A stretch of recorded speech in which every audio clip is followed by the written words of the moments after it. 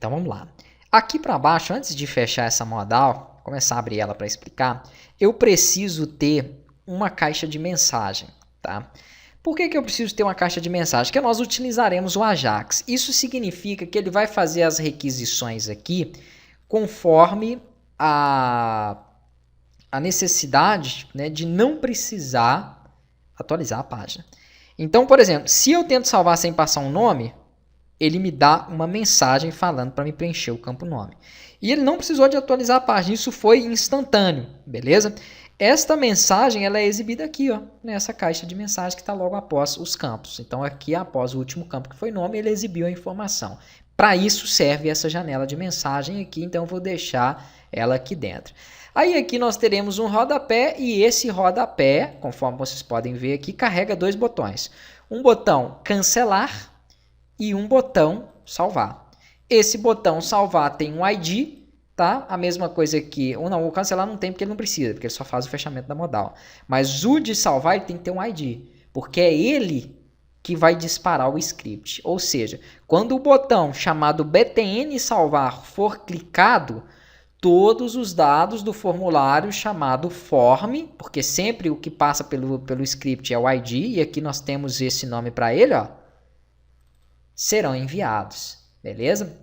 Agora, mas o que são esses outros dois campos aqui? Um campo chamado txtid2 e o outro chamado antigo.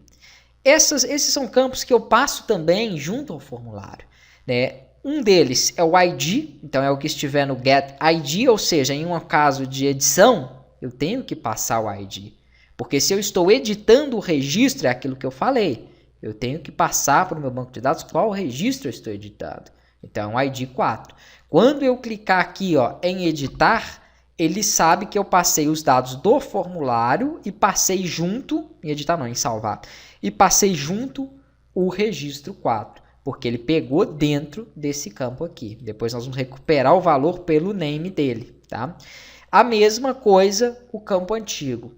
Quando eu for editar um registro, eu também passo a informação com o campo antigo. Por quê? Porque eu posso ter duplicidade daquele campo. Talvez aqui eu tenha até feito isso. Ó. Eu vou tentar salvar um outro chamado cor. Pronto. Ó. Característica já cadastrada no banco. Isso é por questão de validação. Então, se ele verificar que já existe aquela característica cadastrada no banco, ele não deixa eu editar. Mas se por acaso for o mesmo nome que já estava antigamente, ele tem que permitir. Então, o campo antigo é para que eu consiga registrar o registro, tá? Mantendo aquele mesmo nome para ele não dar a mensagem de duplicidade. Então, vamos supor nesse nosso caso aqui, ó, que eu tenho nome, CPF, telefone, e-mail, endereço. Eu tenho que mandar como campo antigo, não o nome, porque eu posso ter dois José, mas eu tenho que mandar o CPF. Por quê? Eu posso mudar o nome do José e manter o CPF antigo dele, que era o que já estava lá. Né? Mas eu não posso mudar o CPF dele para outro CPF que já exista. Então, para isso, eu preciso de falar qual era o CPF antigo dele, que é o que foi recuperado aqui antes da edição, que é o CPF 2, para que eu saiba o que ele está alterando ou não.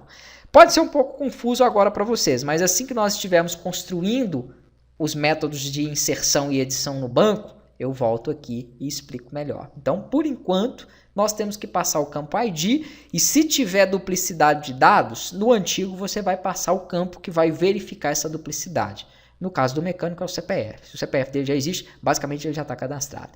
Agora é o seguinte, então terminou a modal. Tá, vou salvar e vamos testar lá primeiro. Aqui, ó, eu já até tinha aberto. Se eu clicar, por exemplo, no Paulo, ele tem que trazer todos os dados do Paulo.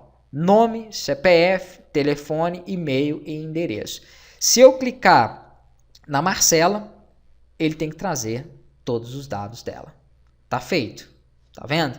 Então está funcionando, ele sabe o que ele tem que trazer para cada um desses campos. Se eu clicar no novo, não tem value. E olha o que aqui, ó, ele mostra para mim. Nenhum campo em nenhum dos registros.